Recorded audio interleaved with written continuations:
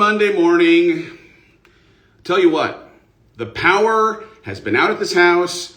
Satan trying to get in the way of us kicking off this 90 days of courage.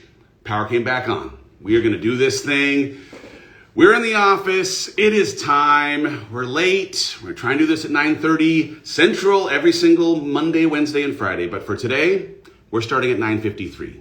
Power challenges. I can't control the power on the grid in Dripping Springs, Texas. But I'm happy that you are here. Happy that I am here, frankly.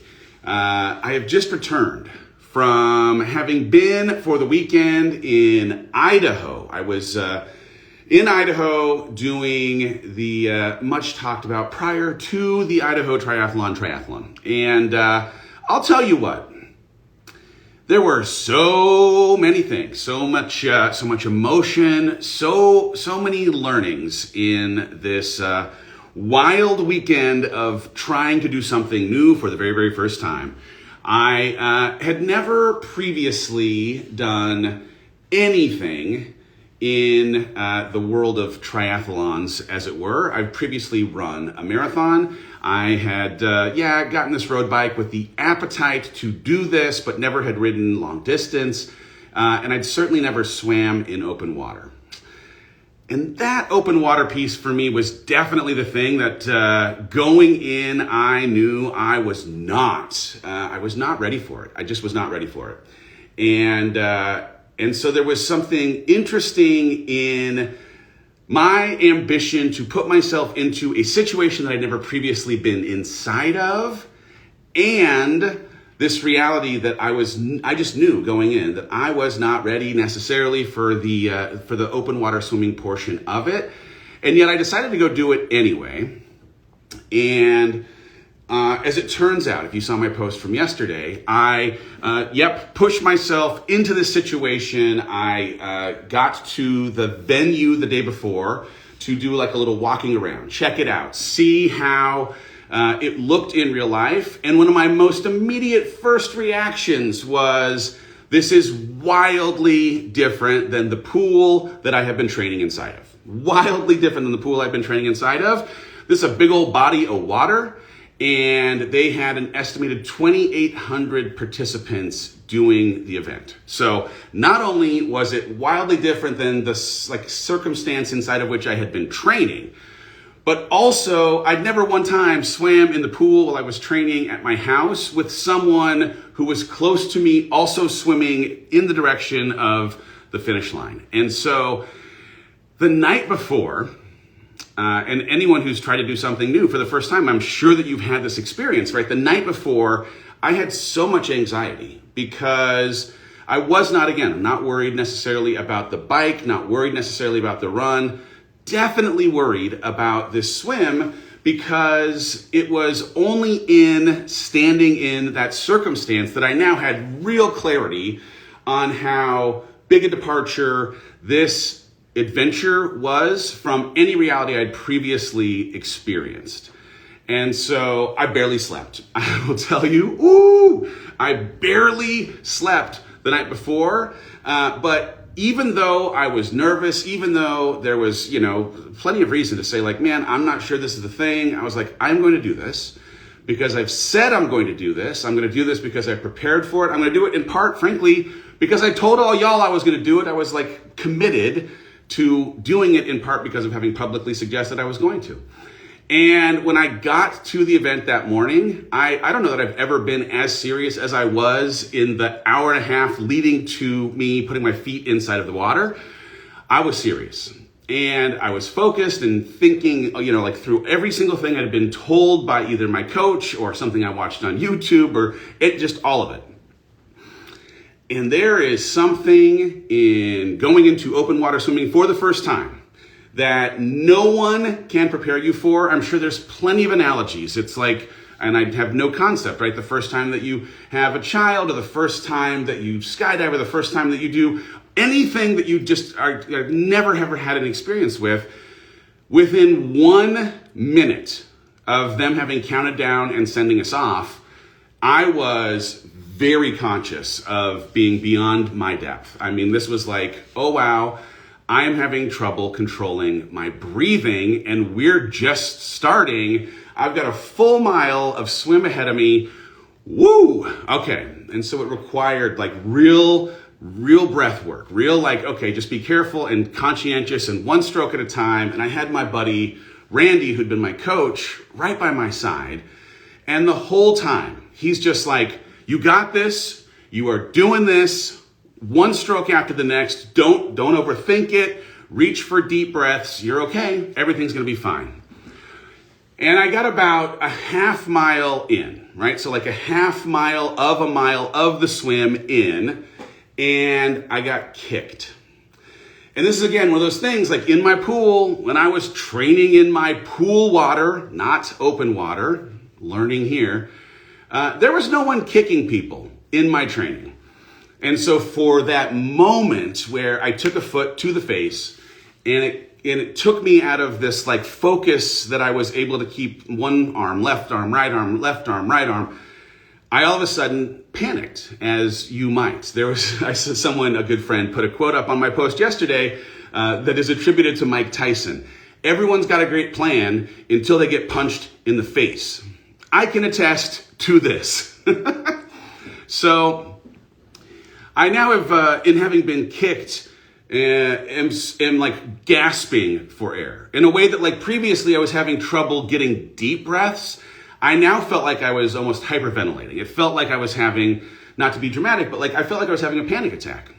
And the problem with a panic attack in open water is that like, if you can't catch your breath, then you are going to have trouble continuing the swim. And as it turned out, at the exact same moment that I'm having this happen, not one, but two other people in the water have a reaction at almost the exact same time where they have raised their hand and said, I can't do it, come help me, right? I can't do it, come help me. Which, if you are in your head questioning if you have the capacity to do it, the last thing that you need is evidence of someone else around you raising their hand saying, I can't do it, send me the boat, throw me a line, do something. Because as I'm now like trying to catch my breath and what is going on and oh my goodness, am I going to drown? I now am getting evidence here of other people who've recognized I can't do it. And so now my buddy's voice, the guy who had been by my side for this first half mile, I can't hear him anymore. All I can hear is the voices of these two other women, one on her back, like just trying to like swim on her back, and the other dog paddling. I can't do it. And all my brain can say then is, I can't do it either. I can't do it either. And it was such a frustrating moment. It was such a disappointing moment because I knew if I raised my hand and asked for them to throw one of those little lifeguard buoys into the water, even if it was just for a second, that I would immediately be disqualified. And so like I knew, be careful, don't let your hand go up. If it goes up, it's not going to be a thing that will have you feeling as good about yourself. And at the same time, in that panic moment, I was like, it don't matter. I need me a lifeline. So I threw my hand in the air. And my buddy Randy was like, you're okay, you don't need it, you're fine, it's okay. And I was like, Randy, I am sorry. I feel like I'm drowning. I need a lifeline. And so, God bless it, this woman on a little kayak swims over. She throws a little a floaty over, and I put my hand on it, and immediately I'm disqualified. I'm disqualified from this thing that I was super, super excited about completing. And in that moment, there was this voice that was like, you didn't do it, so you might as well just go in. You didn't do it, so you might as well just go in. It is over. You can head on back to the house, lick your wounds, train again, come back next year. You didn't win. You didn't do enough work to make it, and this is not your triathlon. It's okay. And as I started to like make my way toward the side, and I was like, no, wait, hold on. I might be disqualified, but you know what? I am heading toward the bikes. I am going to keep going toward these bikes. I'm going to the bikes. It may not result in me even getting a time. The people at this organization aren't going to recognize that I even finished the stinking race, but I have to finish this race for myself. And so I made my way to the bikes, got on the bike. It's a 25-mile bike ride. I saw Heidi, who was like the greatest, oh my goodness, the greatest cheerleader of all time through this entire lead up, the morning of the event itself. But here she was on the side as I'm coming out of the water, and she's like, "You did it! You did it!" And I was just like, it took everything to not start crying. I was just like, I had to get help. I want to start crying now. So I had to get help, and oh my goodness. Anyway, so I had to get help, but I had 25 miles of biking ahead of me. And so it was like, I could, sit there in like that lament and that disappointment, or get on the dang bike, right? So like pulled off my swim stuff, put on my bike stuff, and got on the bike. And so for an hour and 30 or so minutes, I rode my bike right next to my buddy Randy, right? Right next to the guy who had been so encouraging that entire way. So encouraging. And maybe like 5 miles in, he's like, "Man, I'm just so proud of you, And I was like, "Oh man, like I didn't finish. What are you talking about, And he's like, "No, like you finished. You just needed a little help, and it's okay to ask for help, right? Like you needed some help. It's okay to ask for help." And I was just like, "Man, thank you." And I'm still pretty down. Like we're like now 10 miles in, riding through some like cornfields, and he looks over at me and he's like, "Man, I'm so proud of you, Dave. I'm just so proud of you." And I was like, "Randy, I had to ask for help, man. Like you finished without having to ask for help. I had to ask for help." And he's like, "Hey, like it's okay. Sometimes we have to ask for help. Sometimes you have to ask for help. You're learning such a great lesson of what it's going to take for you to be ready to do this race next time. You had to ask for some help, and it's okay to ask for help. But if you had not gotten in the water the first time and started swimming to realize how much more training was necessary, you wouldn't know what you need to do next time. So I'm just so proud of you for getting in the water, because a lot of people wouldn't even get in the water." I was like, "Okay, Randy, don't make me cry while I'm riding a bike. We're going like 17 and a half miles an hour. I don't want to crash this bike." So we keep on riding, and like 15 miles in, Randy again looks over, he's like, "Man, Dave, I'm just so proud of you." And now I'm like, not you, like it seemed like the scene in Good Will Hunting where he's just like, "It's not your fault, Will. It's not your fault." Like, not you. Like, anyway, but like he just kept saying these same things, and it was this amazing fuel to keep on going in a race where I was already disqualified, right? I was already disqualified. When we just kept on going, it didn't actually matter as much now that I'd raised my hand and asked for help, even though I was embarrassed and even though I was disappointed in myself. And I ended up finishing the ride, get into the running stuff. Running is my jam, so I was like happy to get to the running. We got through the run, I finished the race, and it was such an amazing, like the feeling of getting down through that finish line was fantastic, right? It was so fantastic. But it also was this like really interesting, and I had a lot of notes from people like, "Don't be so hard on yourself." And I can hold like the feeling of victory in the decision to push forward and continue to do the race, even though I didn't have a chance to get to the leaderboard, didn't have an opportunity to finish, knowing that I was going to like have the race official. I can hold that I still had like the pride from that, right? But I don't feel badly about holding myself to a standard of acknowledging that I said I was going to train for this race in a certain way. And I said I was going to be ready for this race in a certain way. And I represented to myself more than anything that I was going to do it. And I know that I didn't, right? Like I know that I didn't train in open water. I know I didn't have the swim coach that I needed. I know that I didn't do some of those things.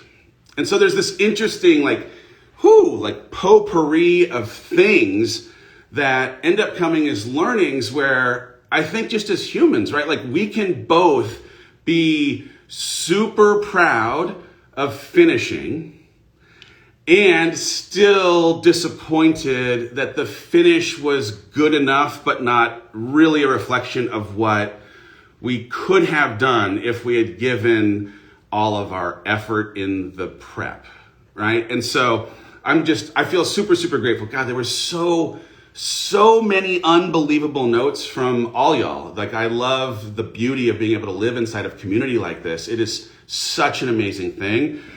I'm so grateful. I see Heidi's watching. I mean, like Heidi was the most incredible cheerleader for me through this, and just has been so supportive, so incredibly supportive. And I know that like it's just not, you can't do anything that matters in life without having people supporting you in your life. But I'm really grateful more than anything for the way that failing at this teaches me how to win at it. And I'm not saying that I failed, because I understand, like the finish for me was the win. But not doing it as well as I know I could have if I'd actually have done the work to train for that open water swim, then I would have a completely different feeling today, because there would be integrity between who I hope to be and how I actually showed up. And it's not like lost on me that like, hey, I wanted to be able in some respects to have this awesome thing happen just as we were going to start this 90-day challenge, right? Just as we were going to talk about being built through courage and having the courage to step into who we were meant to be. And here, like, I'm hoping to teach you something, and I am being taught the thing I want to teach in real time, because so much of what I want to talk about for the next 90 days, and the way that we're going to dive into coaching tonight, and the way that each week, hopefully, we're going to be fed something that's going to help you think differently about where you'd like to go, knowing first where you are and then what it's going to take to get from where you are to where you want to go, that it's going to require courage, right? That it's going to require courage to step into places that are completely disorienting and completely triggering to every one of your insecurities, but that you have to have the courage to walk toward those things if you're actually going to feel the way you'd hope to about yourself. And so there's, I think, something incredible for each of us to ask this question of really understanding, like, where are we, right? Where am I? Doing a deep inventory of myself in the last, 24, 48 hours, the last 2 years, right? Like, where am I? Where do I have opportunities to grow? Where do I still have liabilities? Where do I still have things in coping mechanisms or in taking easier ways out or leaning on some of my natural gifts, but not fully exploiting my potential? Where can I still focus on those things, right? Like, I start this work and I start this conversation with all of you for this next 90 days in an ask that you might consider thinking about kind of where you are, right? Where are you? Where do you right now have some great strengths, and where do you have some spaces where you could still do some work, so that when you cast a vision for where you want to go, that we're able to put together a bit of a plan that realistically, honestly understands the work that it's going to take to get from where you are to where you want to be. Tonight's coaching, we're going to talk about casting a bit of a vision for where you'd like to be.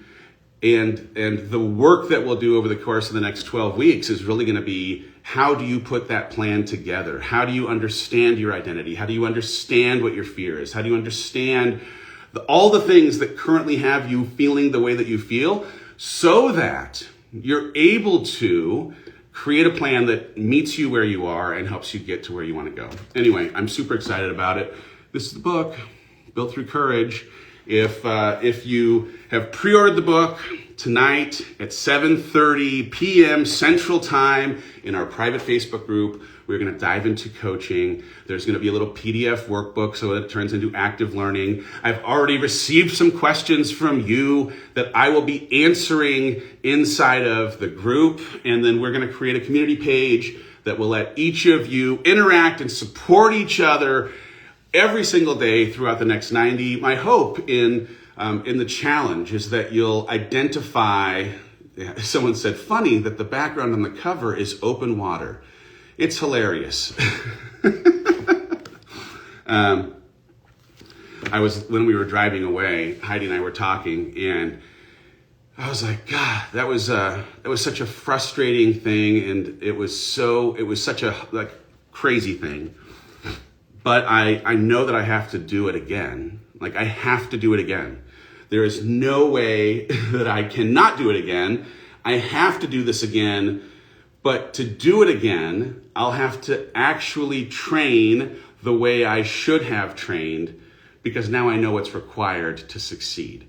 And I think part of what we'll get into in this, in the way that you reframe failure, in the way you push against your fear, so many of the things that we hope for in our life sit right on the opposite side, on the other side of our biggest fears. And this is a little page out of the book, right? Little image out of the book. This is your safe harbor, right? The safe harbor. And right here, there's this thing called the pool of fear, right? Your safe harbor is surrounded on all sides by the pool of fear. And the pool of fear, it's like a moat, right? Like, there's no drawbridge. There's no way to get to learning. There's no way to get to growth unless you push towards and through your fear.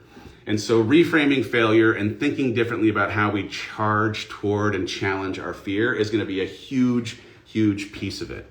So anyway, if you are interested, if you are up for it, we are going to do our first live coaching for anyone who's pre-ordered the book tonight at 7:30 p.m. Central Time. And then for each Monday night for the next 13 weeks, it is one of the things that is a thank you from me to you. If you pre-order the book and coaching is not enough for you, good news, there's also a Finding Your Why e-course. It's a 4-part course with a PDF workbook. There's a Resilience and Mindset course, a 5-part course with an ebook. With a PDF. It's all available as a free thank you for your support of me. I appreciate it. You go to mrdavehollis.com/book. I'll put that in the comments here so you all can see it. Will the coachings be recorded? They are going to be recorded. They'll be saved inside of our Facebook page. So when you pre-order the book, you request to join the group. I can see someone here in real time saying they requested but haven't been accepted yet. We're working through all of the requests in real time, so we'll make sure we get everybody in there. And I'm excited. This is wildly more emotional morning show than I was expecting. What have you people done to me? Goodness gracious, goodness gracious. All right, I am ready for a good Monday. I hope that you are ready for a good Monday. It's going to be a great 13 weeks of time. It's no coincidence. The 90 days leads right up to the release of the book on October 26th. And I just want to love on y'all until we get to the book as a thank you for supporting me and this book. Thanks for being so supportive over this weekend.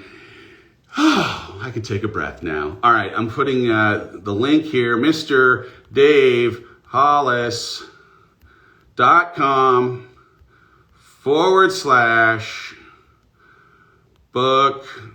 Oh, Heidi, you are the greatest human being on this planet. I'm going to pin that right there on the old top so everyone can see it. All right. Thank you guys for your love, for your support, for being part of this rad community. It's like the greatest thing, honestly, on the planet that I get to share my life and that you get to share yours with me and with all of us. So we'll see you tonight at the coaching. Jump into that website and grab the book if you haven't so you can be there. And again, thank you guys so much for all the support this weekend. I could not have done any of what I've done without y'all. Bye-bye.